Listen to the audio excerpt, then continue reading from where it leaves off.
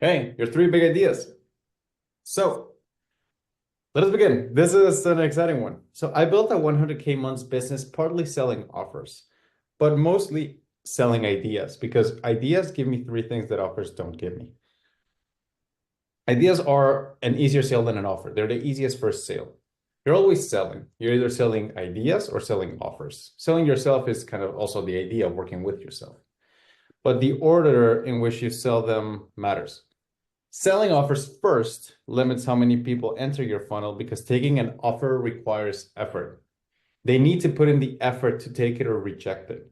They have to think through it. Most people don't take it, but still the effort is what limits people coming into your funnel. Buying into an idea doesn't require effort. People kind of just buy it or not automatically.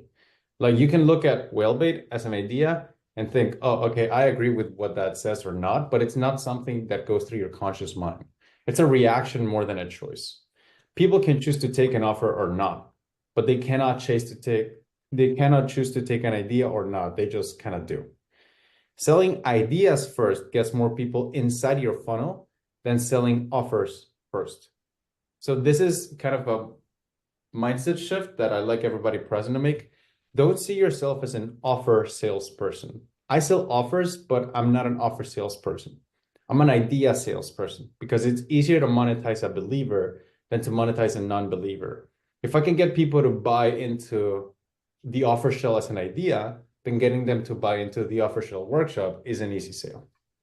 So if you want to look at it as a shell, usually the shell would start here, getting your first customer, right? But I actually look at myself as inside email, I turn people into customers and clients. But on socials, my job is just to get them to buy into an idea. I'm still selling, I'm just selling different things.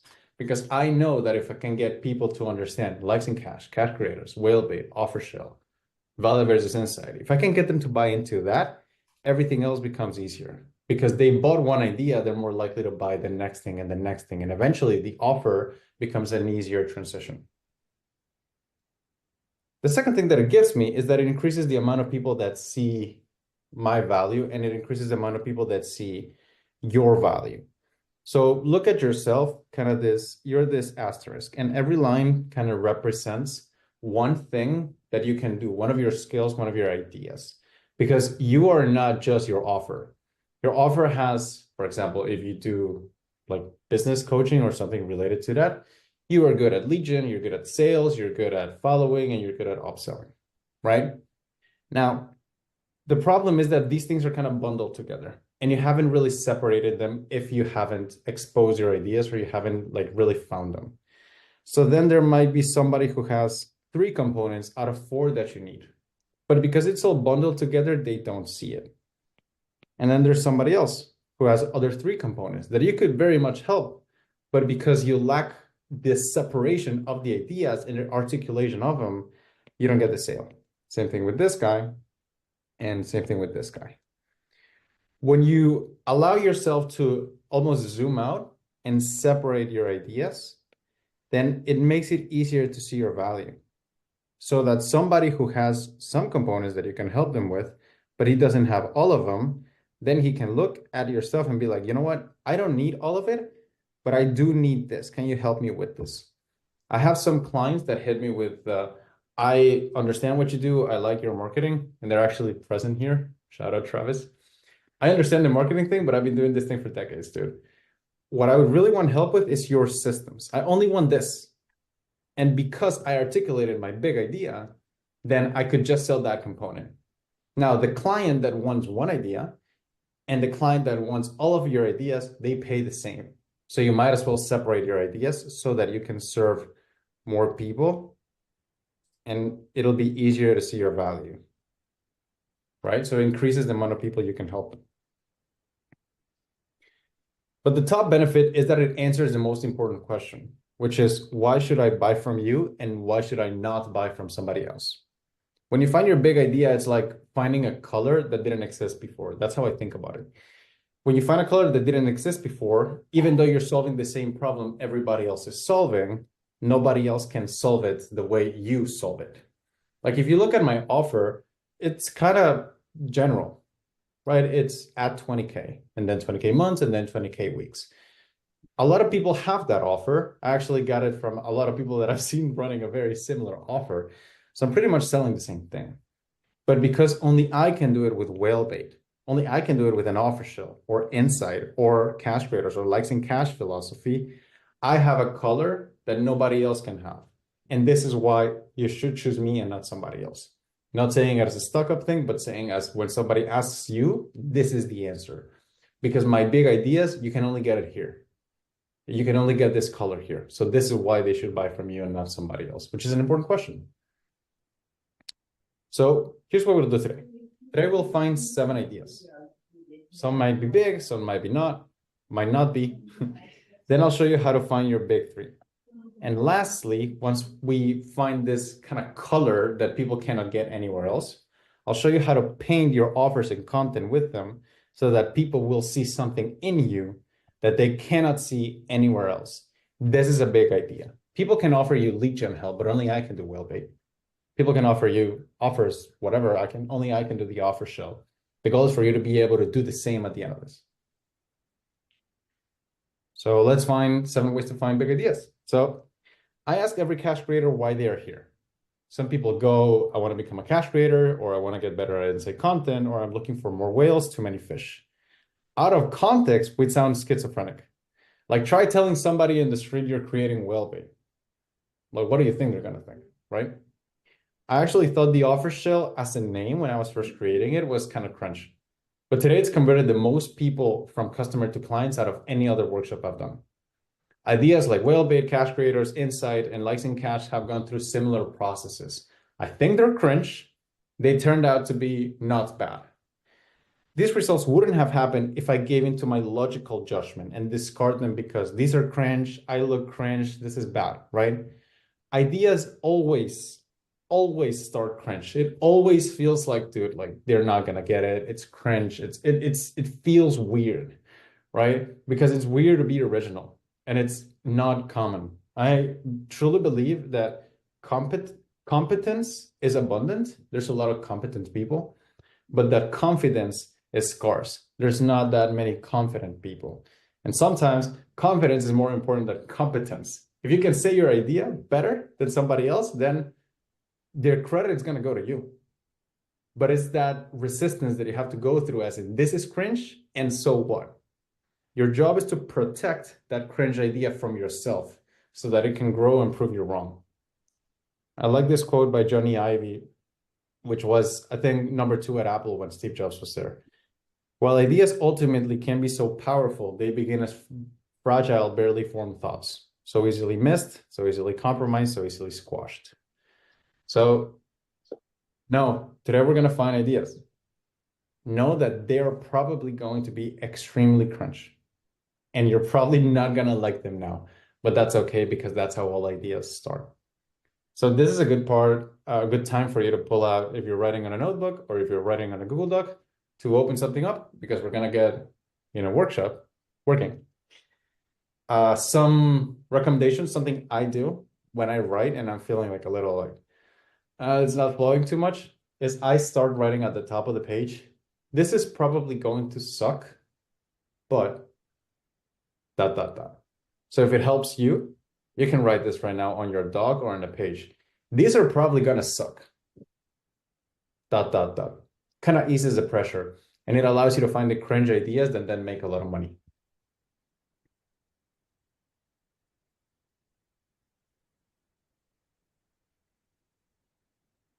Way number 1, your own version. So now we're gonna go through 7. Write as many as you can. And like, don't really think if they're cool or not, just write them, right? This is not the part to be a judgment. This is supposed to be fun and kind of lighthearted. So idea method number 1, your own version. So some practices in your market are necessary for things to work. Like if you're gonna make a car, you should probably have 4 wheels. Yet there's an infinite amount of versions you can spin off the original design. Hello? Can somebody mute them? So. How do I do this? Can you guys still see the iPad? Yeah. can't see the iPad? You can. Yes, my bad. All right, cool. So anyway, there's some ideas that are like good, and you probably shouldn't change much about them, but you can change some things about them. Take what's working in your market and find what your version of it is. So I'll give you some examples of where I got my ideas. I took the original and then I edited them. So Frank Kern, great marketer, once said, "You can't catch whales with minnow bait." I don't know what minnow is. And I still don't, because I refuse to look it up so that I can tell this joke. I don't know what minnow is, but I know it's easier to understand fish. So I took that and I thought it could be better. It could be simpler. So take something in your marketing, you're like, okay, I could edit this. Whale bait. Jack Butcher actually tweeted once, like 3 years ago, "Engagement ain't cash." And I thought it's good, but it could be better. It could be just likes in cash. There's Hard Value and Soft Value by Ben Settle. I took that and I thought I could like straight up say something different. So just say value versus insight. Same thing with offer suites versus offer shells, value ladder versus the workshop funnel. Like the workshop funnel, like guys, it's just 3 words that are like really random, right? But I put a capital letter on it and somehow it's a different thing. There's a difference between the workshop funnel and the workshop funnel with stars, right? And then there's content creators, and I look at that and I think I could be doing something focused on something else, like the cash creators. So for you in your niche, and this is the part where you need to be selfish, what are some common practices, sayings, or terms in your niche? And then you can talk about what's your version of them. It could be as simple as just caps locking what you do. So what are some common practices? Let's say in the wealth niche, right? You have lead magnets, and then you have email sequences. Me, personally, I call the insight-based lead magnet. It's the same thing, but not really, right? It has 4 wheels, but it's also has a spin. So what is something like that for you? Write all the terms in your niche that you can think of now and craft your version of them. I'm gonna give you 1 minute.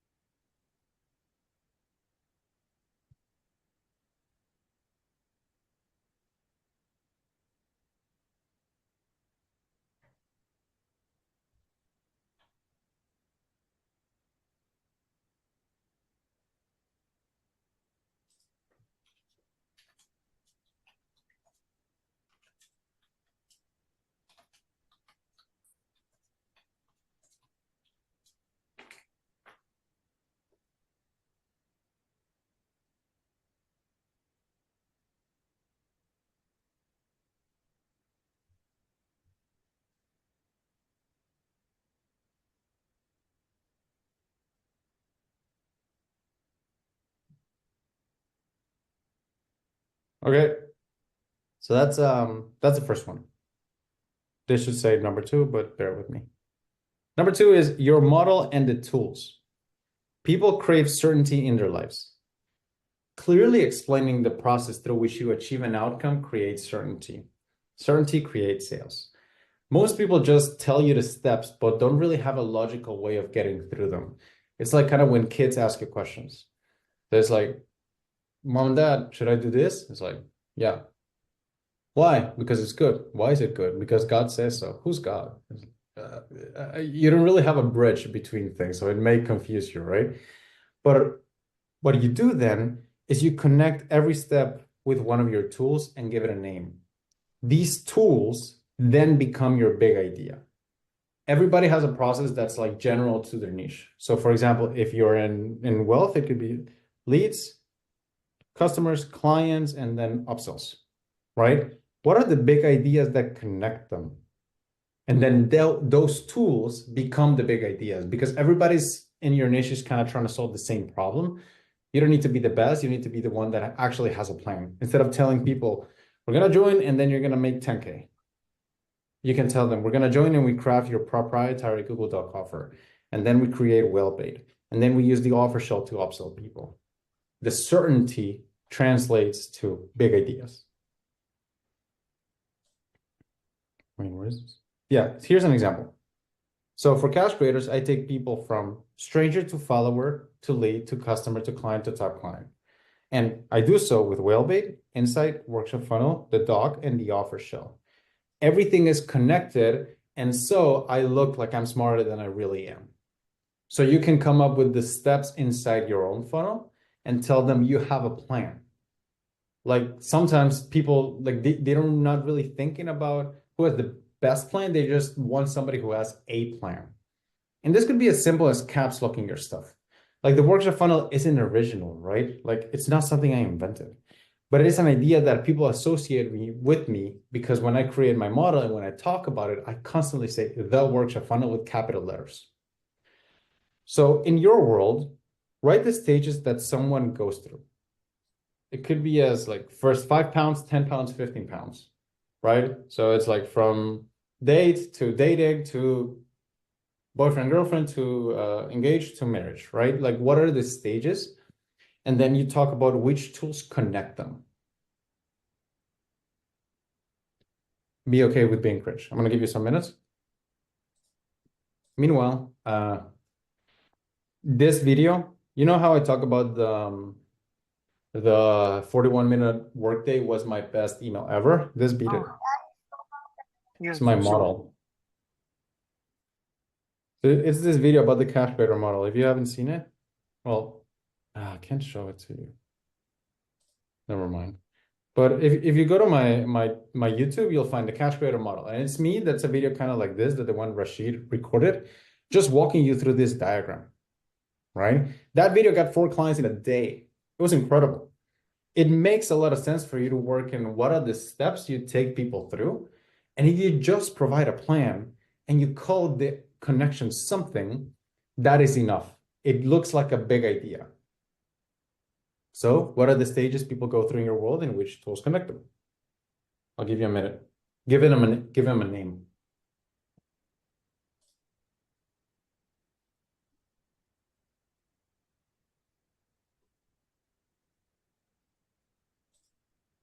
This is another example of that Rashid did. Rashid recorded the same video. This is Rashid right here. And you know, it worked wonders for him. It's like a 40-minute video. He doesn't have that many followers. He's got like 2,000 views on YouTube. Because people sometimes, they just want a plan. Like things as basic. People taught us like to create irresistible offers, but they forgot to tell us how to tell people how do they connect. If you can articulate how you connect from A to Z, you will beat somebody who has a quote unquote better offer than you, just because you reduce the certainty. People don't buy outcomes that much. They buy more like some kind of progress. They just want to feel something, right? They just want to feel like they're doing some progress. So these do wonders. Okay. Third method out of 7, the central focus. So 2 people could belong to the same space, niche, market, and want different things. For example, in trading, there's the people who are like get rich quick and people who are safe for retirement. In dating, there's people who are like get one girl, there's people who say get many girls. In money, become famous versus become rich versus drop shipping versus code versus X, Y, and Z, right? So it's like infinite. We all share a market with somebody else, but the central focus of our approach makes us different.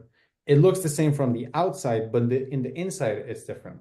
If somebody without context look at what I did, they're like, oh yeah, it's just a guru, right? And maybe they're right in their perspective. But I'm focusing more on, okay, I want to make money. I don't want to get rich. I don't want to get famous, right? A note on this is this has to be true, right? Like this has to be aligned. If you don't really live by this code, if you're like, yeah, you should totally live a freedom kind of business. This is what I experienced. It's, oh, we just want lean businesses. That was the offer. But then I had 15 people in my team. So it's not congruent, right? You have to have something that's congruent with the way you live. This central focus of your market then becomes the big idea. So 3 examples. One is quiet copy. So there's, in his world, quiet copy and loud copy are different. Loud copy is what you put in your sales pages, on the emails, on your pages that everybody sees. But quiet copy is what a copywriter, because this guy that came up with this is what copywriting coach. Quiet copy is the copy that gets you clients. It's your cold emails, it's your sales script, it's your follow-up, and it's your close. So his thing was, let's talk about quiet copy. We don't talk about the loud copy in the sales letter, but about the quiet copy that makes the business, right? Same thing from the outside, different from the inside. Wellbe, content designed to get leads that are not broke, right? Clear distinction. It's content, and content, right? Fishbait and Wellbe look the same from the outside. They're both letters, but they have a different focus. And then there's dollar design. This is by Nate from the community. I really like this. Most designers are like, they focus on how to make you a better designer, but it's all about like, I'm going to show you how to get better design that makes money, delivers dollars, right? So it's design, but it makes money. Same thing from the inside, from the outside, different than the inside. So what's the central focus of your approach or tools? You know, we all have people in our market that we disagree with. I'm going to give you a minute. What is the focus of yours? How are you, where are you looking that they're not? And you can call it the design-focused approach, the dollar-focused approach. You know? If you have a contrast and people do this, I do that. What's that called? What cringe name can you give it?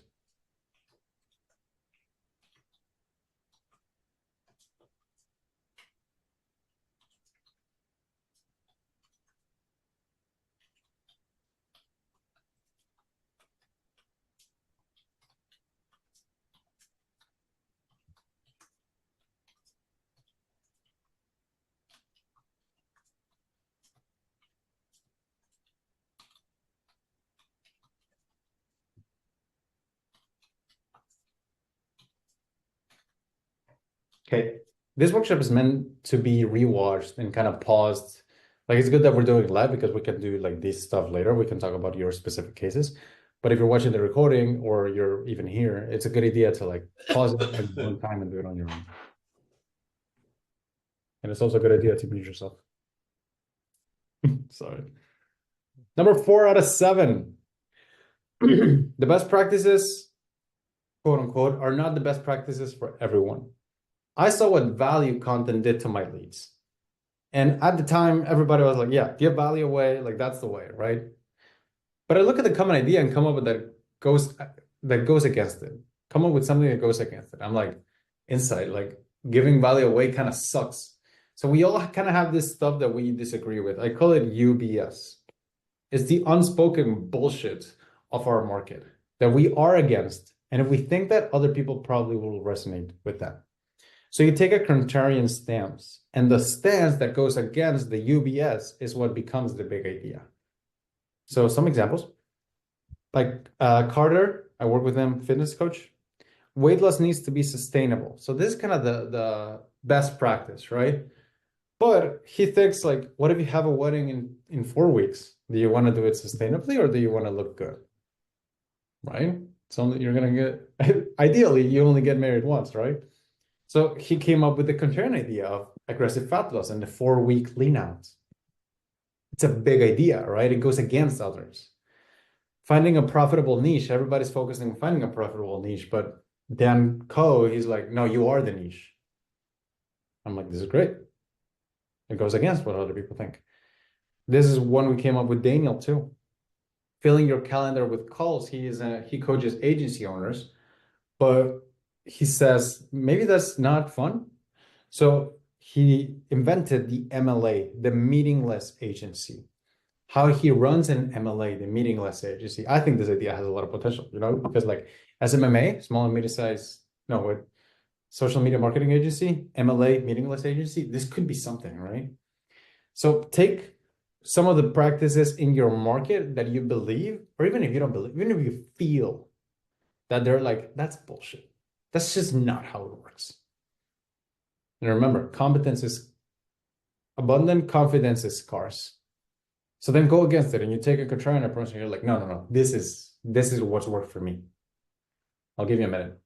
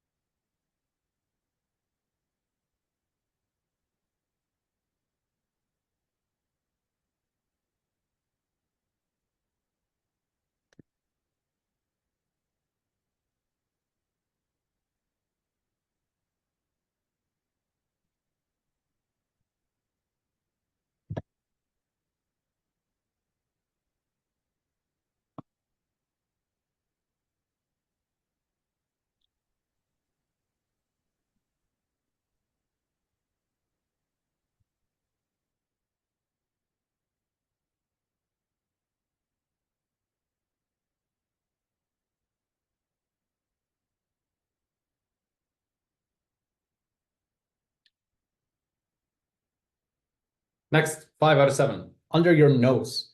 This is the easiest one. And it's that which ideas are already validated? Which ideas do I have that are already big? Consciously or unconsciously, I've had big ideas that were under my nose. And sometimes I just didn't even bother to look at it. I posted a version of Likes and Cash for 2 months. 2 months before I was like, oh, like maybe I should do something with this line. It took a while to coin the term whale bait. Yet I've been making trainings and talking about it on weekly calls for 3 months before I was like, maybe I should sell something related to whale bait, right? This happens with us entrepreneurs because we're just good at doing stuff and being in motion. But sometimes that traps you because you become you've been inside of your work for so long that you forget what it looks like from the outside. Too much talking, too little listening. And I put myself first on that line. So take a step back. And nobody knows these better than you, but which big ideas do you already have? Here's some prompts that might help you. Your clients asked for it or mentioned it. They like that concept. They keep asking you the same question, even though you already answered it. And FYI, if you said it, but your clients don't know you said it, then you didn't say it. Right? So then you have to say it again in another big idea. Like I've done whale bait 4 times. I've done the same workshop 4 times. It keeps popping, right? So like you use that too. People constantly ask you questions about it, maybe on socials. They ask in the DMs or they keep like, what is this? Like, talk to me more about this. Or they use it when they ask questions related to it. People associate the term with you. Like, what about it? It gets engagement or it already got engagement. An offer about it that in the past did well and you just stopped selling it. Like you had a bestseller once and then like something happened, life just lifed and you just didn't do it again. Or you had something going, you knew this idea had momentum, but then you stopped. So we all have part of this. So I'm going to give you a minute for you to look at these questions and answer it for yourself. Which ones do you already have that you maybe haven't seen because you've been inside of your work for so long that you forgot what it looks like from the outside?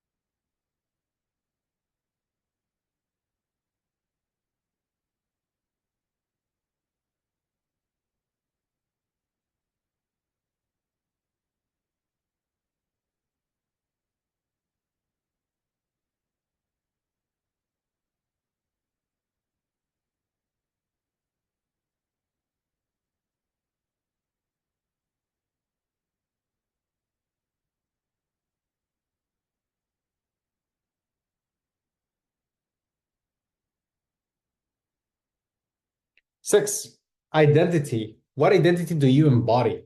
This is like out of all of them, this is probably 1 or 2. Identity is deeply attractive because everyone needs to feel like they belong to something. And if you can get them to resonate with an identity you create, the only way they have to belong to it is by paying you. An example, I recently started running. So I adapted the identity of a runner. I'm like, I'm a runner, right? Before I knew it, I was spending on shoes, shirts, equipment, running tags, gels, armband, isotonic drinks, and even thermal wear. Like, dude, I'm Latino. Why do I need thermal wear, right? But because runners buy it, I bought it, right? I adopted the identity of a runner. And it feels good to spend on things that are congruent with your identity. This is why people like, if they like this happened also in like my country, like we never went to the World Cup. Guatemala has never gone to like one World Cup. But people were like, I pick Brazil, I pick Spain, I pick Argentina, right? And they would like buy the shirts and spend like a lot of money on the shoes and the equipment because identity and spending on an identity feels good. So create an identity based on the things you embody and then you believe in. Mine is the cash creator. So this is an example, right? This was a great post, even though I dropped water on it, right? The content creator sells with cost, we sell without it. The content creator creates to get paid, we get paid to create. They chase prospects, we don't do maybes. They have an irresistible offer, we have a clear offer. They give value, we give insight and sell value. They post fish bait, we post whale bait. They have volatile revenue, we have recurring revenue. They create content, we collect it. They have different offers, we have one offer with different access. They have sporadic offers, we do them daily. They take whoever wants to work with them, we don't. They run a show business, we run a business. They attract peers, we attract prospects. They're revenue focused, we're profit focused, and they think likes are cash. We think likes ain't cash. So if somebody looks at this and they're like, I fuck with that, right? The only way they can get inside of this and get all of this is by spending with me. This is what I meant about the color. I invented a color that doesn't exist, right? So if you can create an identity, it's like, and they get to resonate with it, you invent something a color that doesn't exist, and the only way they can paint themselves with it is from you, by paying you. So here's some good examples. The hybrid athlete, right? This is an identity. The athlete that runs and lifts. So people will be buying, like their deadlift straps, and they'll also be buying Nike shoes. The solopreneur, the one-man show selling info products. And they're like, no, I don't do client work because it's not scalable. Like, it's all about scalability, right? Scalable, scalable, scalable. What I think about them is beside the point, but you understand it. Or the family lifter. I really like this for Josiah. We crafted this together. The lifter, then when he's not lifting weights, he's lifting his family. So instead of just going towards like the roid heads, right? People who just want to get big, he goes for dads, right? But if he called it just the dad, like the fit dad, it's okay. But the family lifter is like an identity. I want to be like, dude, when I'm not lifting weights, I'm lifting people, right? So for you what is an identity that you embody? Maybe this is extra, actually. Not that you can embody, but that you do embody. Who are you? What do you believe in? Like, you're competent? Let's create some confidence with it. So what identity do you embody? And what are 3 things that you stand for? You can write more if you'd like. I'll give you a minute.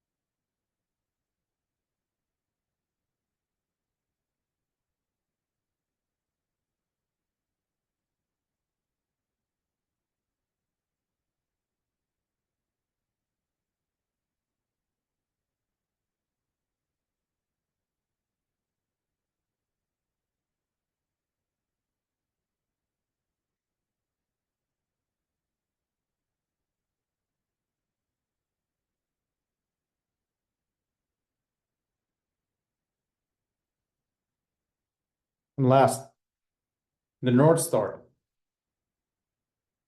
People are generally anxious. They're generally clueless. Could be because of problems, but also because they lack a North Star to follow.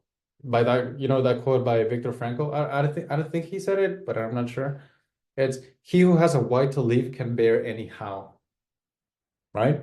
Not having a why or a North Star is deeply uncomfortable because it makes you feel lost. And humans absolutely hate feeling lost. You can't create a North Star to give people a direction. We're going towards the million. We're going towards the six-pack. We're going to this. That North Star, that enunciation of it, becomes your big idea. So 3 big ideas take you to 1 million. It sounds meta, right? But this is a big idea. The big idea is that 3 big ideas take you to 1 million. Why does it work? Is because obviously there's more to it, right? Obviously you need more than 3 big ideas to get there. Yeah, there's something romantic about it. It's something that gives people hope. So for you what is something that your target market wants, or maybe something that you're pursuing? What is the simplified path, the simplified version of the path that'll take you there? So Mark Cuban is, you only need to be right once. Russell Brunson is, you're 1 funnel away. Naval, learn to sell, learn to build. If you can do both, you'll be unstoppable. These are all overly simplified versions of the path, yet they are true. So in your world, what outcome do people crave? What is the North Star, the 3 steps, the one way that will take them there? So for me, you see me say this a lot. It's if you just had the right model, 3 big ideas take you to 1 million. You're a one wheel-based strategy away from fixing your lead flow problems. One model away, 3 big ideas. So I'll give you a minute. What outcome do people crave? What's the simplified path? That's simple but true. If you're in fitness, one good push.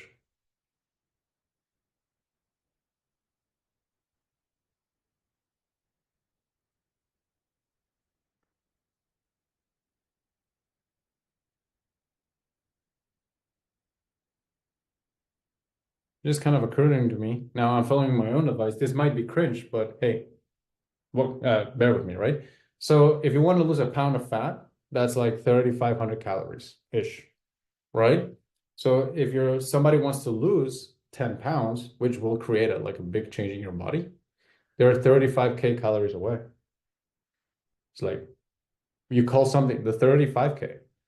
You drop a 35,000 calories, you drop the 10 weight, the 10 pounds. It's just a different spin, right? It's like super cringe. But if you stick to it and you're confident on it, then people are like, yeah, let's get that 35K. And then you can have people track it. Today, it was a 500 deficit. I'm getting closer. 35,400. Stuff like that, right? It's supposed to be light. All right. How to test. If you believe you have a big idea, you will have self-satisfaction. If the market accepts it, you will have self-satisfaction and money. There's a reason why you don't hear me talking about the Calendly, Ghostbusters, or the coaching car. Like, I thought it was so cool, right? And they gave me plenty of satisfaction, but the market never really accepted them. So here's 2 ways to know if the market accepts your ideas, because you do need both.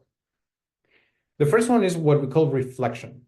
When somebody other than you, uses it in a sentence. If someone reflects your idea to you, it means that in the entirety of the English language, they couldn't find a better way to express something than the thing you invented. They want your color. Fortunately, testing reflection is simple. Share your idea in 15 pieces of content. So if you create only tweets, then 15 tweets, right? If you create YouTube, mix in some shorts, right? If you create Instagram, then some posts and some stories. If you do it in LinkedIn, share it in 15. If you get a reflection, also client work. So if you're helping clients record some videos, share it with them, talk about it on your calls, even better because then you can have face-to-face feedback. Fish for reflection, because once you get one, you know that the idea is worth pursuing. If not, then that's okay. You go on to the next. Mark Cuban was right. You only need to be right once. So here's an example. This is something that somebody posted in the community. I'll say his name. It's Daniel. So guys, I think I found one of my 3 ideas. I hit something that really resonated with my audience a few days ago. When I was writing it, it felt right. And now I've started hearing it being said back to me, which hasn't happened before. And this was the concept of the overseer, which is pushing the idea that agency owners should be overseeing and not getting dragged into service delivery. So this is the email. My client has 16 agency clients right now, and both Jay and I have similar size teams. But here's how my agency is structured. I'm the overseer. My only complaint here is that he didn't put it in capital letters, but still, you get the idea. Except for exceptional circumstances, I do not touch delivery. I simply oversee. And then somebody said this. Nice to be here. I have a Klaviyo agency for e-com shops and currently have 6 clients. My main problem is how to get out of productions and be the overseer. Looking forward to learn from Daniel. This is reflection. The moment this happened, if I were Daniel, I put the overseer in fucking everything, like sales pages, content, emails, workshops, upsells, Google Doc, YouTube video, everywhere, because the idea is big. It's like you can roll with it, right? So this is how you know. That's one aspect. You put it in pieces of content and you fish for reflection. Also, if somebody already reflected an idea back at you, you can skip everything I've said for the last 43 minutes and just use that. The second one is retrospection, which is what I just talked about. Pick up an idea you already have. So same list again. Your clients asked for it or mentioned it. People ask you questions about it. People associate the term with you. You know it gets engagement already, or it already got it. An offer about it did in the past well. Or you had something going but just stopped. Whether you find your big ideas through reflection or retrospection, it'll be like finding a color that didn't exist before but people want. It's a big deal. Next up is you paint the entire business with it. So once you find it, with the 7 cringe methods, but you find someone's and you test it and you either get your idea reflected or you find it through retrospection, you find your color and then you paint everything with it. Here's why this matters. Ideas spread really fast. So let me see if I can open this. I don't know if you can. Well, this is a video. I don't know if I can play it now, but it's a video of Alex saying, focus on your clients, focus on your customers because likes ain't cash. I'm like, yeah, now people understand it. And there's been several instances in which people have said likes ain't cash that they don't know me, right? Or maybe they got it from me. I don't know. I don't want to assume, but ideas spread really fast. Paint your business with your new color or idea quickly so that you and the idea grow together. Your idea is more powerful than you. But if you associate yourself with it, you will grow through association. So here's how you do it. You do it through the entire funnel, from strangers to followers. What do you sell to them is you sell them ideas to get them on your list. You do this with posts, and you see it like you can see it every single post I make. It's rare that I post something that doesn't have a capital letter on it, that doesn't have any of my ideas on it, because I know that there's a chance that the person watching this is going to be the first time he sees it. And then he's going to be like, oh, this is the offer show guy. This is the likes and cash guy. It matters, right? So you sell ideas to get them on your list. Then once they're on your list, you sell them products congruent with the ideas. And this is an example. I sold the big idea that 3 big ideas take you to the million. Then if I can convince people of it, it makes complete sense to sell them a 3 big ideas take you to 1 million workshop. So if I can convince people of the whale bait, then it makes complete sense to sell them a whale bait workshop. So I sell products congruent with the ideas that I already sold. I'm painting the business. 3, clients. You sell a life with the idea. So once people buy the whale bait workshop, they have told me they want whale bait, right? So this is an excerpt from my doc. Whales are people who need and can afford your solution. You often don't see them because they're hitting in your audience, but they DM you asking about your offers when you post whale bait. Content designed to get leads that are not broke. It's just one post a day, yet it turns whale, then one asks for discounts, ghosts you, or wastes your time into clients. So I sell a life with the idea, with my offer, right? And then this is also like a neat benefit, deliver with ideas. If the power of it doesn't stop the moment you get a client. It continues over, because if you have a big idea, then you can make workshops or assets for them with that idea. So that when people ask me, JK, like I'm getting leads that are super broke, what do I do? If I tell him, oh, what's the content training? It's like, whatever, right? But if I then can sell him on that call on, hey, like you actually have been posting a lot of fish bait. Whale bait is the one I recommend the most here, and I actually have a product with it. You don't need to buy it. You can just go to the portal and watch it. Watch whale bait. Your service delivery improves. And hopefully you now understand why I'm so like autistic on making every single one of these workshops right. Like if you see any of them, I'm very proud of each because I know I did something good. So then you have a big idea, you can bank on making it good, and then you can use that for your service delivery, which just, I don't need to tell you how that benefits the business. It's awesome. So you paint your idea, your business with it quickly so that you will grow with your idea, right? And then you simply remind them every day of it. Because if you sell offers every day, it gets exhausting. But if you sell ideas every day, you're suddenly a visionary. You have the quote unquote aura that people want. So ending notes, your best ideas will appear when you're not thinking about work. Today we brought them to life and now we're gonna workshop them, but often you'll make them better when you're busy doing stuff. Some of my best ideas came in the middle of a walk, in the middle of doing a workshop, or in the middle of a lesson. True story. I highly recommend a daily 20-minute walk outside with no inputs. Like every writer, good writer, they have something, right? People have alcohol or tobacco. Walks are better, and you probably have better ideas from it. Selling ideas first and offers second sells more than doing it the other way around. Treat socials as an idea salesperson, and you treat your email as like an offer salesperson. Ideas will always start cringe, and that's okay. Because you don't believe in your ideas because they're real. Your ideas are real because you believe in them. You can send your ideas in the community, but even better is if you bring them to the calls and we sharpen them together. It's better because of the nuance. You're going to see it later, like right now, because ideas are a chaotic process. So going back and forth quickly with me, you, and the cash creators can be quite helpful, right? So we can talk it through. You can test your ideas if your ideas are big by reflection, someone other than you uses it in a sentence, or by retrospection. You look back at what you already have. Ideas spread fast. When you find it, paint your business with it so that the idea grows together. It's like if it's a rocket, you tie yourself to that rocket so that they both go, because ideas spread faster than people. And this is why 3 big ideas take it to 1 million. Let's workshop yours. So now we're gonna switch up to the part 2 of the workshop. If you're watching the recording, this is when we're gonna start the Q&A. And we're gonna workshop on some ideas for our guests that just joined or joined after I said this. I'm opening Cash Creators on the previous price just for you for the next 48 hours.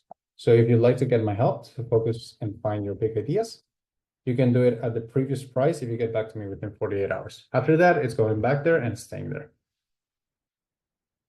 Anybody want to jump?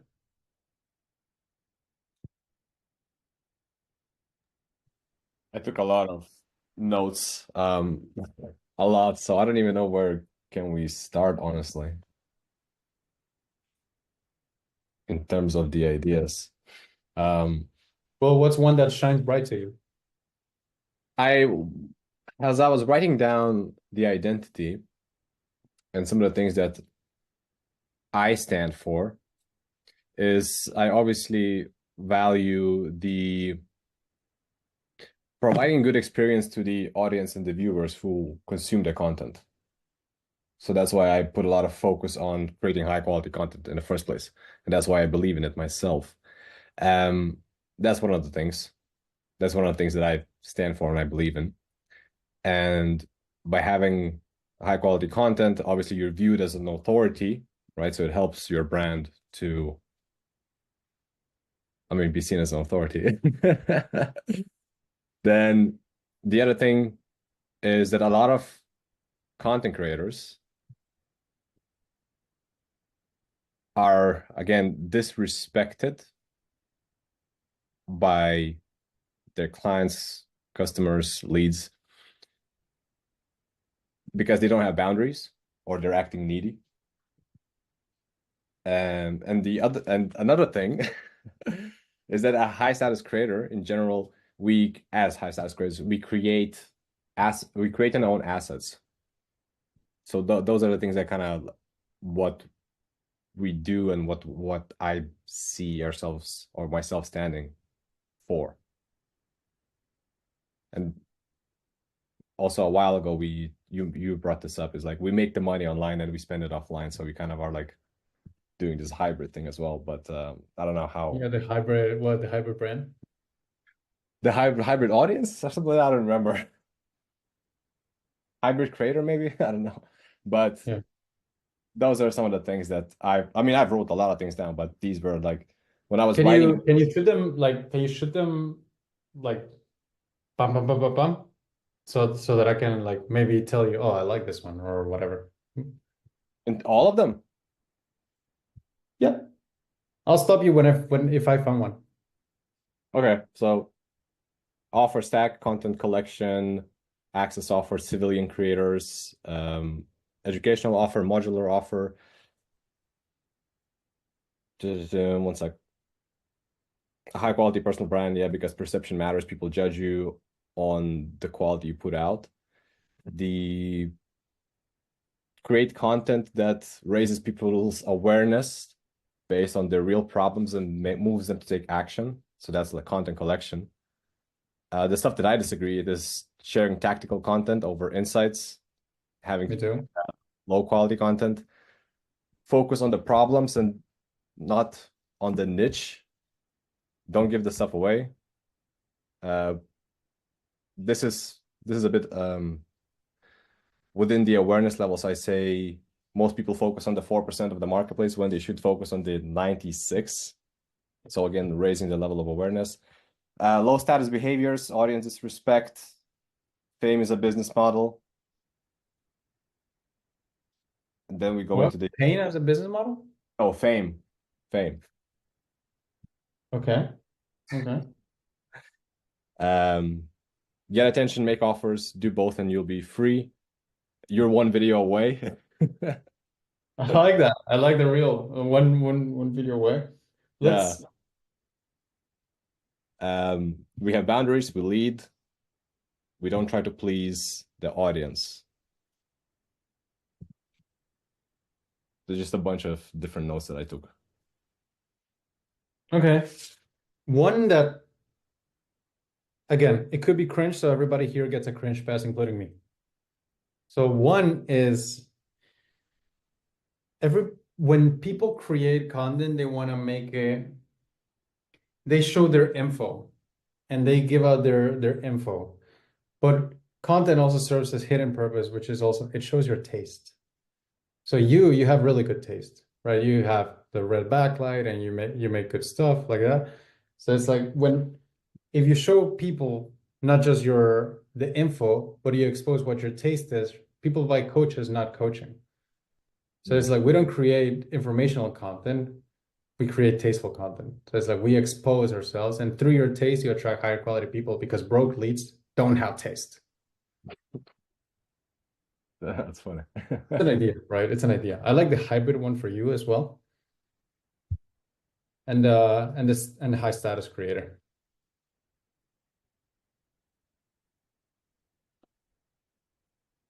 I like that the taste one. That's something you've never heard that one before. You have the hybrid one. I like the fame as a business model, man. Like there's tasteful content versus info content, right? You also have do you have a following or do you have an audience? Have an audience. Right? So that's it. Like, what is the difference between having a following and having an audience? Right? Because if you have a following, it's like, yeah, are they all bots? Are they all from Guatemala? Yeah, Right. the 200,000 bots that people have. Yeah. Or do you have an audience? Do you have sheer size as a business model or do you have fame as a business model? Creating these distinctions is what makes up the high status creator. The high status creator doesn't create info content, he creates tasteful content. He doesn't sell with low status, he sells with high status. He doesn't have a following, he has an audience. So your whale bait could be, if you wanted to make an equivalent of it, is followers versus audience.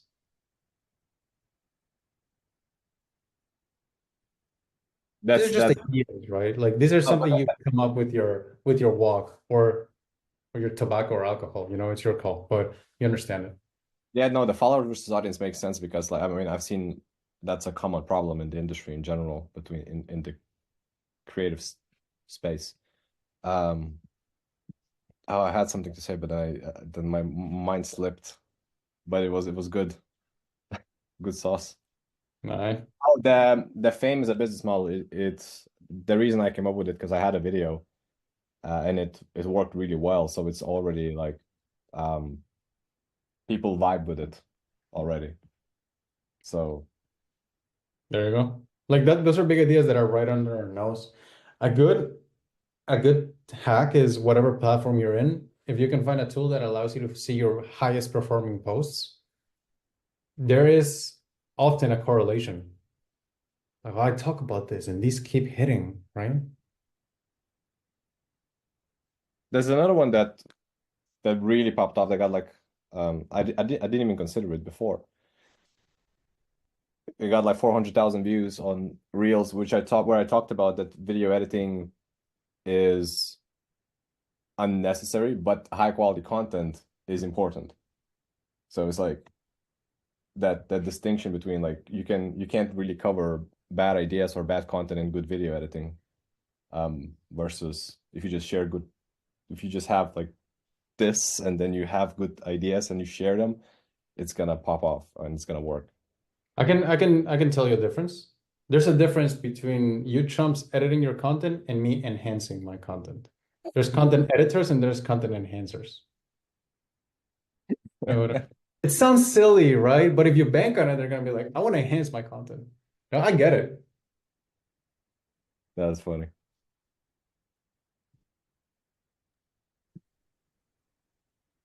What's up, buddy? Can I throw one out there? Hey, Please. JK. Oh, go ahead. So there are two things that I've been called out, but I don't know how they will resonate. One is problem hunter.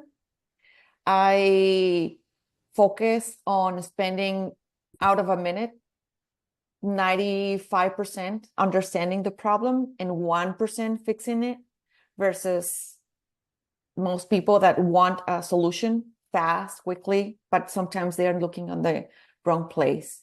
So that's one big thing. And another one is customers. For instance, something that I focus a lot is on retention, not on acquisition. And in my mind, it's so silly spending so much time, like when you get married, right? Spending so much time trying to get the girl or the boy, whatever of your dreams, so that by the time you get married, you forget because it's already in your pocket. It's like a customer. So those are kind of contrarian ideas that resonate both with, I believe, with some people, startups, but also scale-ups.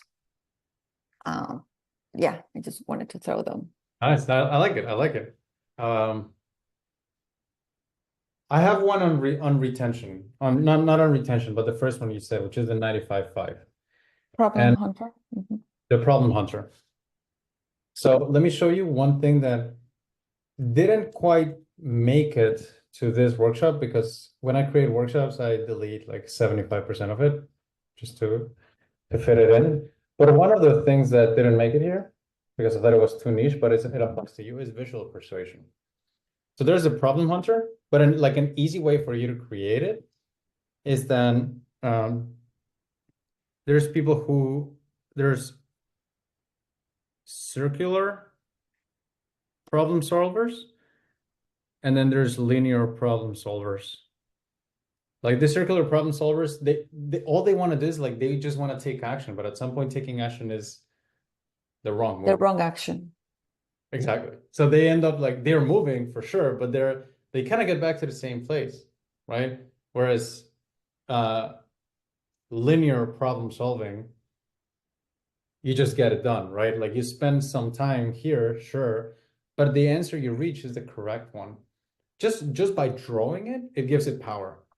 Visuals have something special. So this is one way you could represent the things you do. Thank you. Another one on churn. One thing I'll show you how I explain churn and retention. This is a concept that was reflected at me, and you're free to use. But this one I can't draw with a mouse. I need my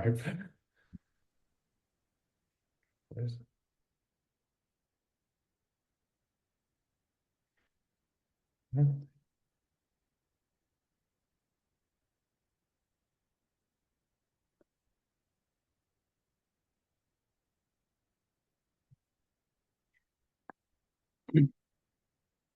This is the example of, have you heard me talk about the money line?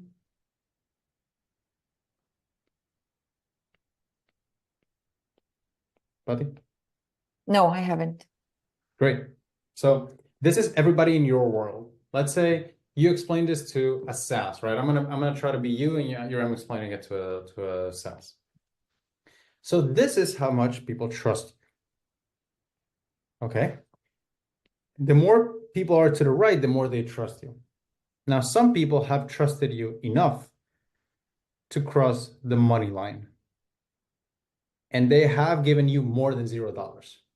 So there's two ways to grow the business. One of them is you could get people from 0 to cross the money line. This is one. But what people don't understand is that there is a humongous market to get people who already crossed it to go beyond it. So when they create marketing, they are only half as effective. So what we do is there's before the money line marketing and beyond the money line marketing. So the big idea is this diagram that you see, beyond and before and beyond money line marketing. And then people are gonna get on your calls and they're gonna ask you like, listen, Patty, like we're really good at before the money line marketing, but we're bad at beyond the money line marketing. It's a big idea. The money line is the big idea. Got it. Yes. And I think that resonates also with the gray line. It's kind of everybody, and the blue line are your best customers, right? The ones that you can serve best and that will also stay with you the longest. Right. So when you draw it like this, it's like, why are we only being half as effective, guys? Oh. Visual persuasion is one of the beauties of this world. Before there used to be this thought that elevators were unsafe. And this guy said, no, I'm going to prove to the world that elevators are safe. So this is like the 19-somethings, right? He goes to the top of on an elevator in New York City, and there's a glass thing in front of the elevator, so everybody can see them. He's like, holy shit, he's in an elevator. The guy takes his axe and then goes to the top, and there's like 2 strings, and hits one. And then takes out the string, and the elevator drops a little, but stays there. And then he grabs the other one and takes out the string, it drops a little, but it stays there. And then he's like, see, folks, it's everything's all right. That guy was hired to make the elevator in the Eiffel Tower. So it's a huge deal. Visual persuasion is one of the greatest things we can create. That's why I'm so adamant about like these little things. It's helpful. What's up, Rochelle? Well, I am brand new at this, as you know, working with you anyway. So my whole thing is delete the one childhood belief, to get yourself unstuck and double your business.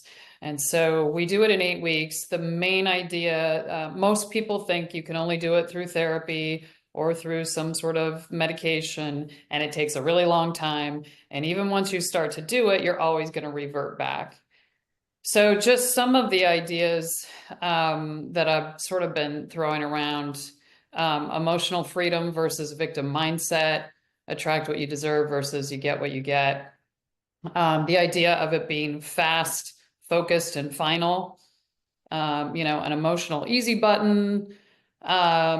The other big thing that has resonated a lot, and I'm not sure how to make this maybe shorter, is that rational tools don't fix an emotional issue. You can't fix an emotional issue with rational tactics like therapy, journaling, affirmations, etc., because you're speaking to the wrong part of the mind. I don't know. Put your child to bed. I don't know. No, it's okay. It's okay. We'll take it from there. Again, everybody gets a cringe pass, right? Yeah. What are some emotional tools? Well, emotional tools would be working with your subconscious mind. So it is removing emotions from past events. So I was thinking like Back to the Future, Time Machine, like things sort of around that. Because we can go back you don't have to tell the stories of your past. You don't have to go through and say, this is what happened to me when I was 5 years old and blah, blah, blah, blah, blah. That doesn't help you. That actually makes the emotions much, much tighter in the neural pathways of your mind rather than getting rid of them. You get rid of emotions from the past, don't trigger you now and into the future. I think your idea worked on me without me realizing it. I used emotional tools. I've never used this word in my life. Emotional tools is the idea, Mm-hmm. right? Okay. So, Yeah. so it's like, oh, why are you still crying at night? It's like, oh, because you're using like rational tools, right? There's Yeah. other emotional tools. And when you Right. explain to me, I'm like curious, what are emotional tools? I haven't heard this. You know, Mm-hmm. it's a new thing to me. So that is the idea. It's the emotional tools. Okay. So why should I choose you over a therapist? Is because they're gonna make you fucking journal too, right? They're gonna use rational tools. We use emotional tools because those are the only tools that work. What are some Okay. emotional tools, Rochelle? It's like X, Y, and Z, and then okay, I get it now. No Okay. So journals. coming up with some names for those emotional tools. Yeah, yeah. Okay. But emotional tool is in itself a name. Like Yeah. Yeah. Yeah. that is the idea. You could Yeah. create subtools, right? Uh-huh. What about the idea of the thing that becomes most unbelievable for people, and I think kind of sometimes makes them shy away, is that it happens really quickly. We can do this in 8 weeks. You don't need 4 years of therapy to do this kind of thing. We can get results in 2 weeks, where it would take, a lot of people have been working on these things for their whole lives. That sort of like it is really easy because when you're working with your subconscious mind, it's like your supercomputer, it's your AI versus your conscious mind, which is rational and very limited. Um, so I'm curious about something around that's why I said fast focused final. Like, and you don't regress. You don't like make a change and then it's like, well, if I don't keep up this habit, I'm going to go backwards. This isn't about habits. This is literally about changing, the neural pathways in your brain. Once you do it, it's done. You don't have to do it again. You don't have to go back. You don't have to redo it 5 years later.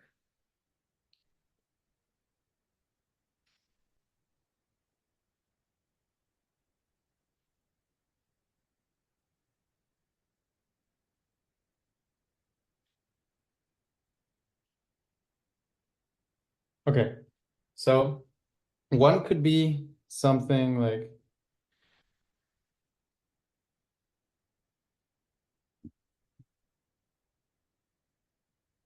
I'm going to default to visual because it's just what I'm comfortable with. Mhm.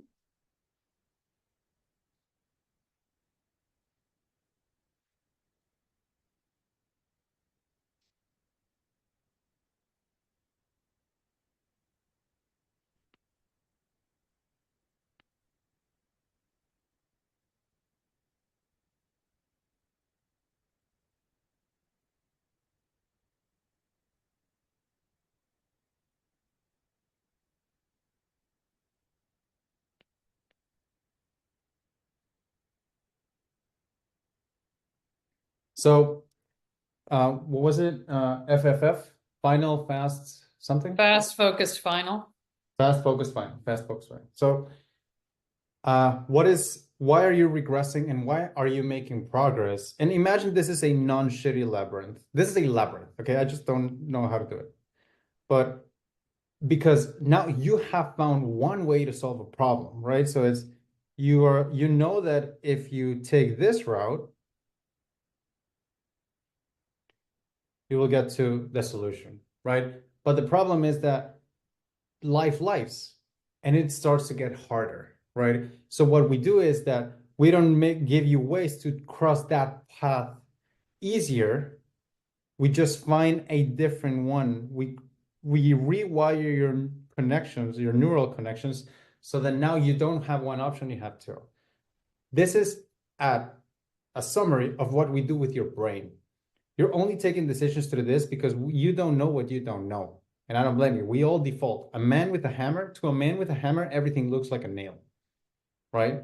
But to you, we're going to create different pathways so that you have the option to do something else. And eventually, you're going to start deleting the things that don't serve you. But we will create different pathways in your brain that take you to that destination. so that you can use that instead of reverting to the same one. We never talk about following the same path again. We talk about creating different paths so that you will have that tool. Probably Okay. this is when I need to use my cringe pass, but this is an idea, right? No, I like it. I like it. I think that's really good because we talk about being resourceful, having, before this, you do see one option.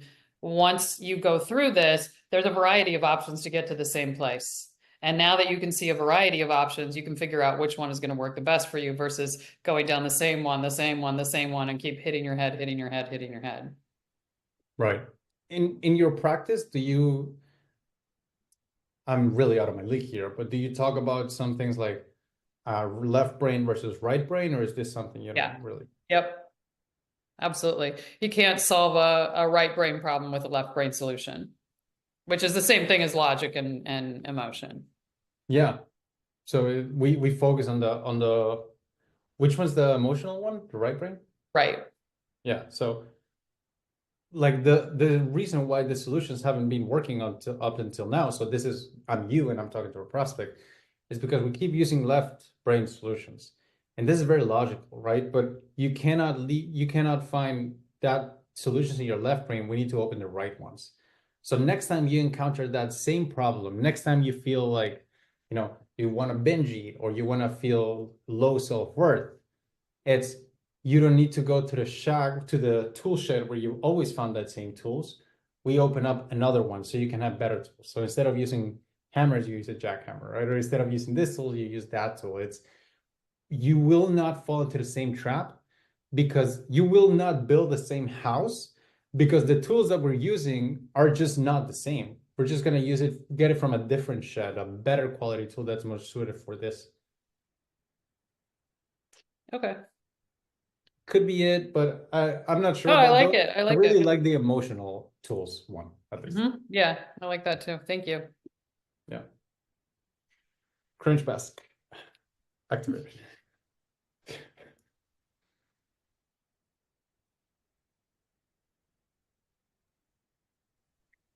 Hey, Hey. I wanted to share my idea, and it's about helping people overcome procrastination. And the idea is that when you are living your purpose, that's the cure to stop procrastination. And well, first, before continuing, does that bring anything for When you you? repeat it again? If you are living your purpose, you are never going to procrastinate again. If you are not even living your purpose, you are basically distracted. Okay, so can you give me some examples of, let's say somebody encounters a certain situation in which they procrastinate. Walk me through, like if you were walking me through a novel or you're writing a screenplay, what do person A and person B do? How do they act? So the idea about the purpose is twofold. One is that the person that is on the purpose is able to bring their attention to themselves and understand that what they claim to value maps their behaviors, versus someone that is overly paying attention to the external world over their internal world and just being driven by the external and not really listening to themselves. So it's basically a composition of paying more attention or paying first attention to your inner world and understanding what you value, how you act or not accordingly. Same question. Walk me through a scenario. Okay, so person A that is not in their purpose. They can take a lot of action and not necessarily be aware that they are driven by the external, by the full self or external world. And person B, who's connected to their purpose, is first looking into what their needs are, what their values are, what they really want, and act from that motivation.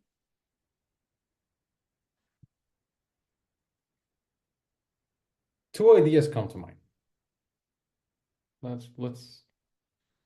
Let's draw. So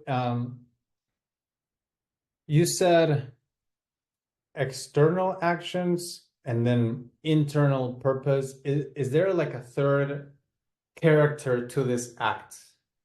As in, is there external influence or something like is there anything that's a three that complements this? It's a weird question, but if you don't understand it, I totally get it. Um,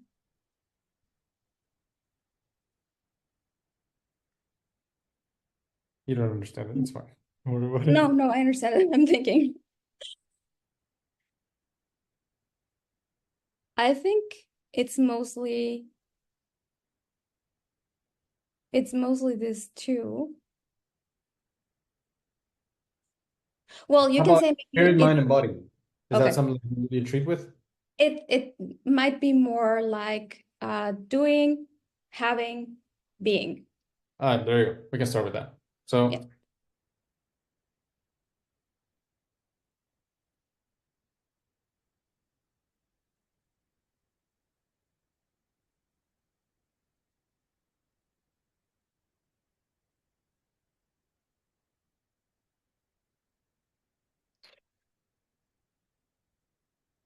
I knew the Q&A was gonna be harder in this workshop than creating the workshop, but I'm trying my best. Let's do something like that. Okay. So let's look at what is the goal? What do these people want to achieve? Is it solving a problem? Is it what do you want? Externally, flow, focus, performance. Internally, well-being.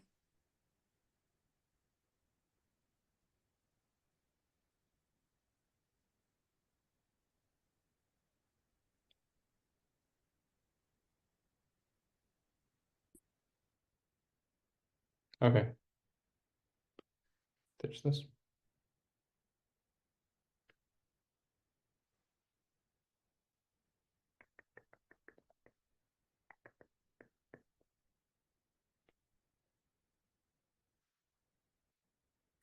So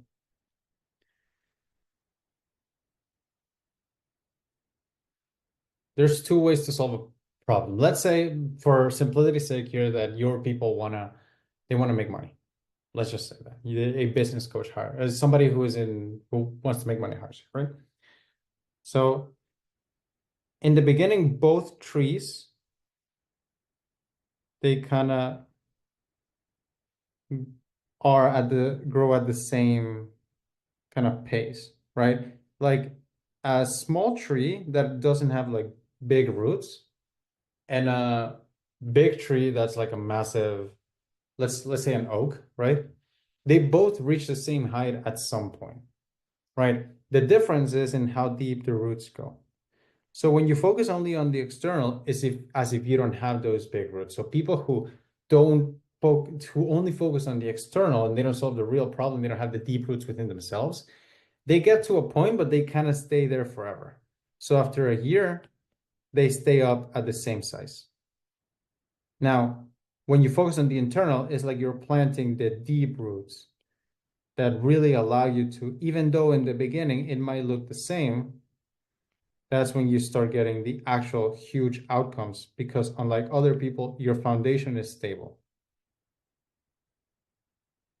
So you make that distinction. In order for you to have A, we need to do B. Most people get it wrong because they want to have this, they want to have A without doing B. So what you lack isn't anything on the external. You're already confident, you're already competent, capable, handsome, and cool. What you really need is a bigger understanding of where your roots are, where should you base yourself in so that you can grow more. So you call it the tree-based approach versus the root-based approach. An Love idea. it.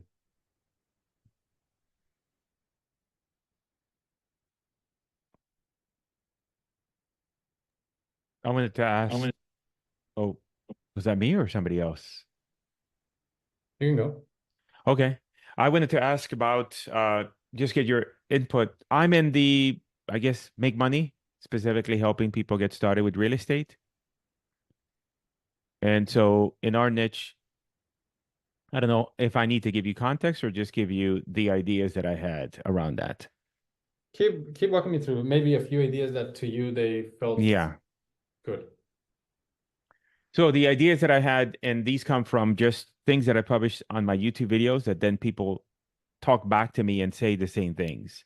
So what I'm having a difficult time is what's a wrapper potentially around it. So one concept is you want to be a welcome guest, not an annoying pest. So that's around the fact of, having leads come to you, warm leads coming to you versus you chasing after people. The next concept would be you want to be in the sifting and sorting business, not the convincing business. So again, you have a lot more prospects, so you don't have to do business with everybody. More leads, less skills. So you don't have to be the expert. You just have to have, if you have lead flow, then you can be less of an expert in real estate because you can compensate that by just having more leads, right? And under the umbrella that it's not the most skilled investor that makes the most money. It's the one that knows how to generate the leads. How does Um, somebody from chasing leads to sifting and sorting through them? Repeat that again. How does someone go from chasing leads, like me as a real estate agent? How do I go Yeah. from that to sifting and sorting? What's the process? Well, my niche is investors, but it's the same thing. Okay. Chasing leads would be you're getting a list of prospects and cold calling them. So you're doing outbound prospecting. That's chasing. The opposite of that, which you teach, is doing online marketing campaigns. So people fill out a form online and they raise their hand and say, "Yes, I'm interested in speaking with you."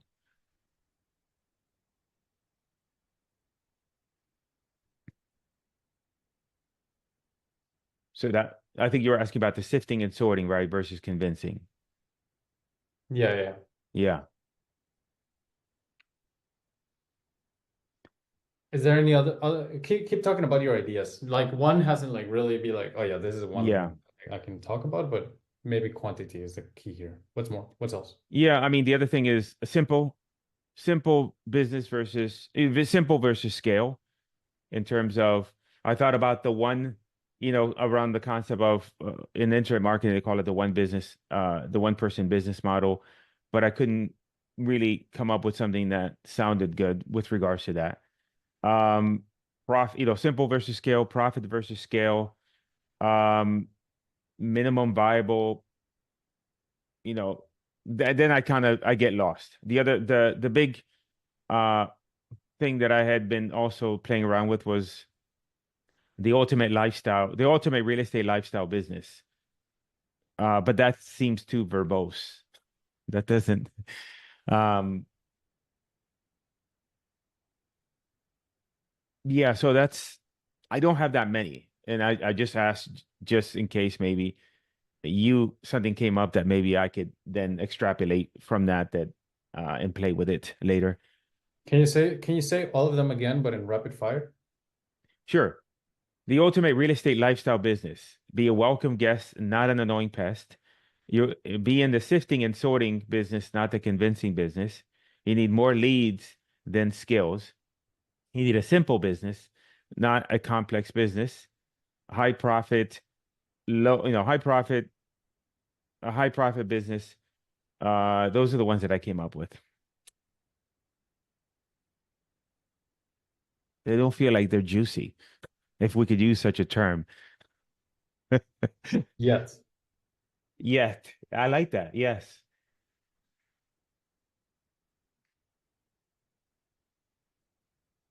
What are they? They're not what are they? Are they investors or what are they? I'm in the real estate investing niche, specifically a term called wholesaling. So we teach people how to do a nationwide wholesaling business where they can do deals 100% virtually without ever having to personally meet with a buyer or seller. and it's just really they could do it from a laptop, 100% virtually.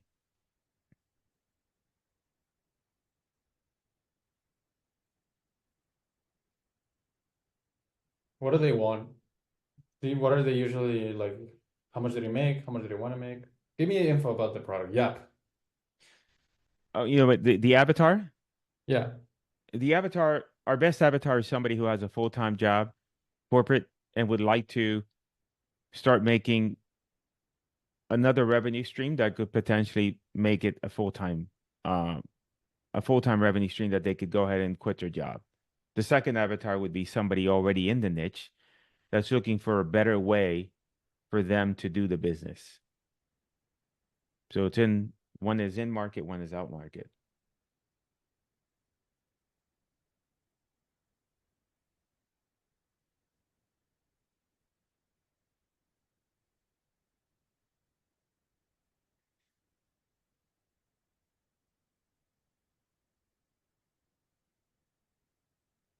How is it different? Like I know about inbound and outbound marketing. What is one thing you do that's like you haven't seen other people do it, but maybe it's just something that even if you did see or didn't see other people do it, something that like, dude, this just really works for me.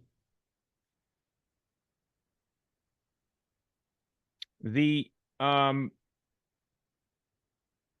key thing would be is just rather than, most people think that Any when you do, templates, any scripts that you have, anything you swap the order on?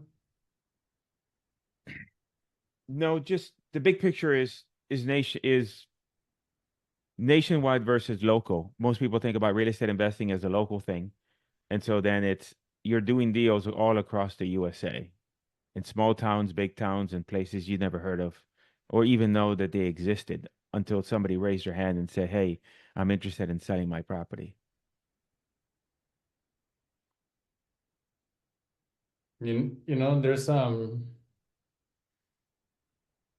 some hooks to certain bigger ideas work really well. One of them is religion. So in elections as well. So for example, if you create a brand, like a t-shirt brand that's about Christianity, and you just like put a cross on it, and it's like a minimalistic thing. Well, then that brand is really big because like you bank on the big idea of Jesus. Yeah. Another one is on the elections. A lot of people get rich during these times talking about like selling Kamala or Trump merch, right? From what you said, you could, again, cringe pass, but you could latch on to the idea of the American investor. So there's the American investor, and then it's not about a nation. It's about where you spend your money. It's not about American investors. They spend in all over America, which is the antithesis of the local investor, that he only invests in that state. We're not state investors, we're American investors. Who's your market? The whole United States of America. So you bank on the identity of it. You're not a local investor, you're an American investor. You go through all the states and find the best property. Okay. That makes sense. So maybe focus on, instead of the smaller things that I mentioned, is focus on the bigger identity that then I could latch those other things to, right? Yeah, because from what you mentioned, nothing really like stood out to me, and not because the ideas are not bad. It's just that I'm 90 minutes deep and I just couldn't really get it. No. But What this you told one me sounds helps. like it's something that, if there's one thing Americans love is America. It sounds like something they'd be like, yeah, I want to be an American investor. The identity. And it also ties into you invest in the US and not just the state. It ties into the two. Okay, that's helpful. So thank you. Hey, JK. Hey, Max. Hey, bro. Can we just kind of brainstorm some of my ideas? Yeah, why not? Cool, man.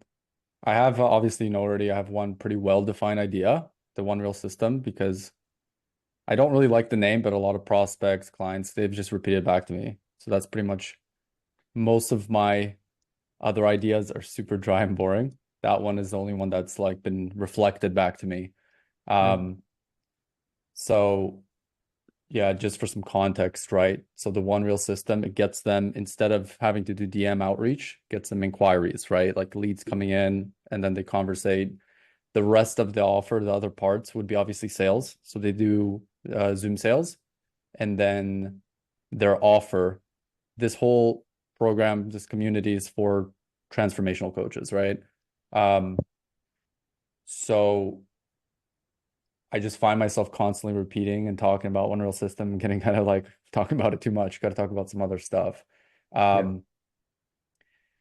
I want to try and break down the One Reel system into maybe smaller, big ideas, I'm thinking, because it kind of goes into Why does the One Reel system work when I can boost the lead and you can boost the lead, and you and I we could have very different results. Yours could work and mine could suck. Why? Because it speaks to the coaches, like clients, to their outcomes, to what they want and the problems they have, and uses social proof. So it positions it as like top of mind, speaking to that prospect, kind of like what their problems are and what they want, and gets those people to take the action, to inquire themselves, versus just following the account and then having to chase those people or wait for months before the value content kind of nurtures them into wanting to reach out, which they never do. I have a quote for you. Give me 10 seconds. I'm going to get a book. Give me 10 seconds. Cool.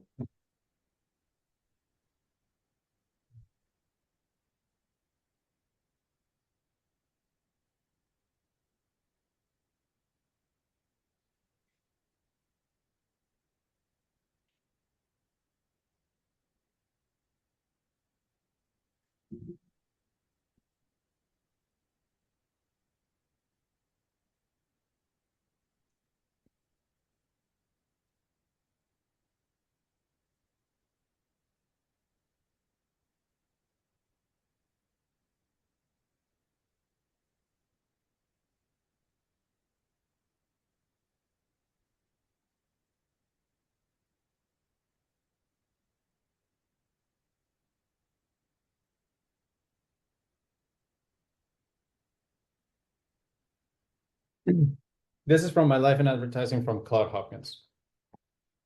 Never advertise negatively. Always present the attractive side, not the offensive side of a subject. Do not picture or feature else. The people you appeal to have enough. That's important. Show and feature the happier results which come from your products or methods. People are seeking happiness, safety, beauty, and content. Then show them the way. Picture happy people, not the unfortunate. Tell of what comes from the right methods, not what results come from the wrong. Here's an idea. We got to explain why the One Reel system works, right? You said something cool, which is you talk about the outcome, what they're going to get. So because I know your market, like it's more like people who are like, for lack of a better term, woo-woo.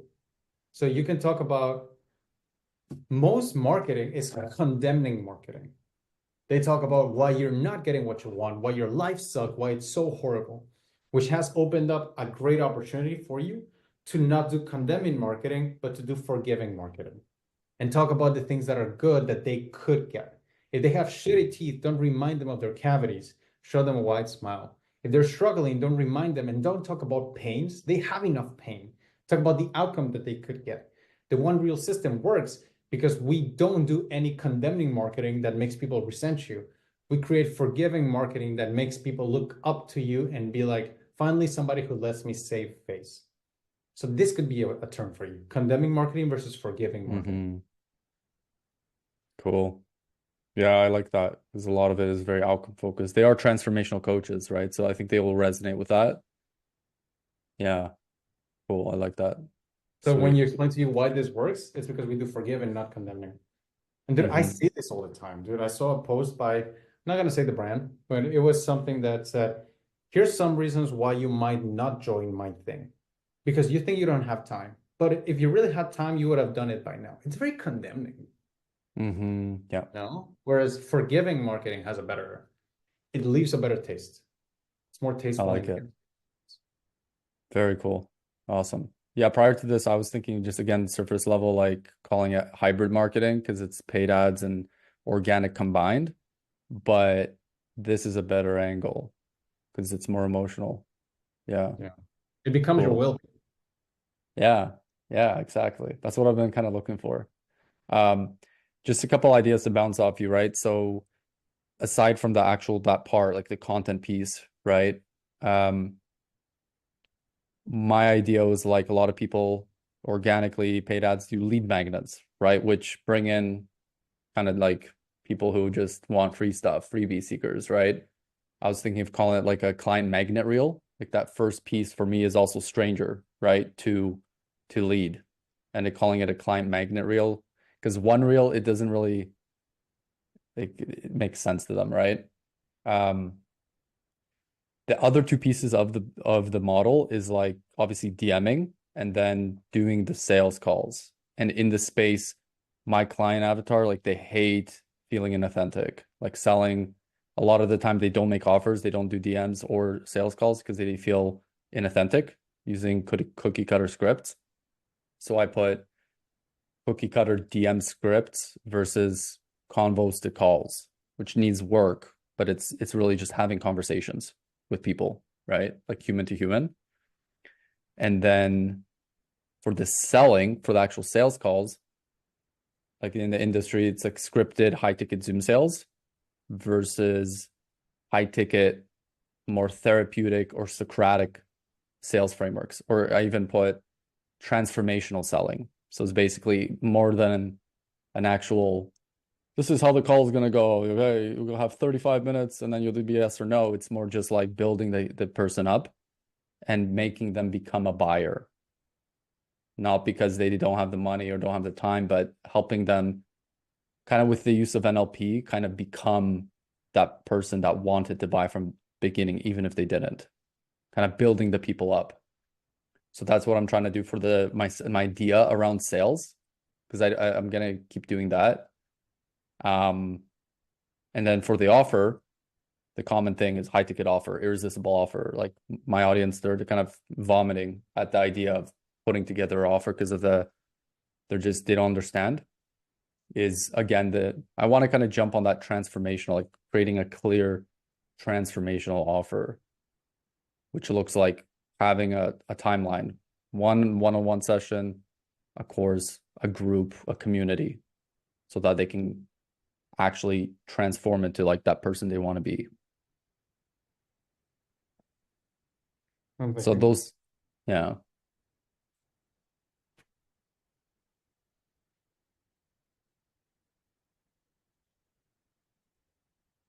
When I talk to a client on Zoom, I call it a consult. What do they call it? They don't call it a call. What do they call it? Third session? Clarity session, discovery call. Not a sales call, but when they talk to their clients, Mm-hmm. is it a session? Is that the word? I think they just call it a client. Yeah, it's like a session. Like you're asking what do they call the prospect basically? No. If you bought a one-on-one call with me, I call it a consulting session. If they bought a one-on-one call with their clients, what do you call it? What would they call it? A session, yeah. Deep dive session or session type thing. An idea, again, cringe pass, is most people do sales calls, but you cannot do sales calls when you deal with this like kind of an emotional thing. Of course you do, but you just finesse it, right? So you call it, most people do sales calls. We do pseudo sessions. So on these pseudo sessions, we walk them through what it would look like to have sessions with us. But most people stop after the first session. That's why we do a pseudo one, so that they will get a feel of what they would be once they work with you, but it's not an entire session. The pseudo session, the sales call,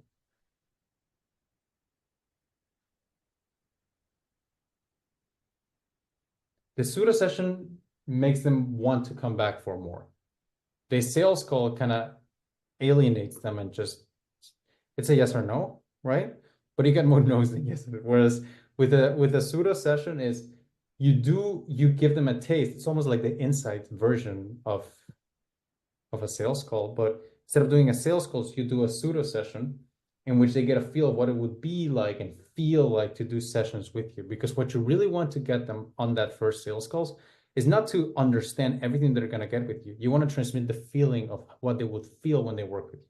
You don't do a session Mhm. because they're paid. You do a pseudo session. Sales calls Mhm. versus pseudo sessions. Mm-hmm. Yeah, I like that.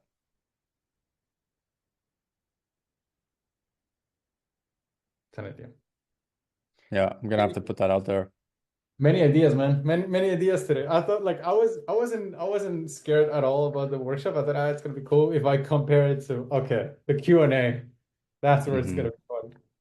Yeah, yeah, awesome. I All guess right. with these other ones, I'll put them in school. I'll work on them a bit more and ask you for feedback there, dude. Yeah, you got two now, which is forgiving marketing and condemning marketing and sales calls and Mhm. pseudo sessions. Yeah, that's good. Yeah. It's like you guys are Love failing it. because you're doing sales calls. What do you mean? We don't have to do sales calls? No, you don't do sales calls. You do a pseudo session. What is that? Mm-hmm. Right? Yeah, good stuff. Appreciate it. Yeah. All right, folks. It has been an absolute pleasure. Good chatting with folks here. If you would like to workshop your ideas with me and craft your Black Friday offers around it, because right now is a perfect time to do so, you can get Inside Cash Creators at the current price before I raised it for the next 48 hours. This is your invite on the chat. See you in the next one.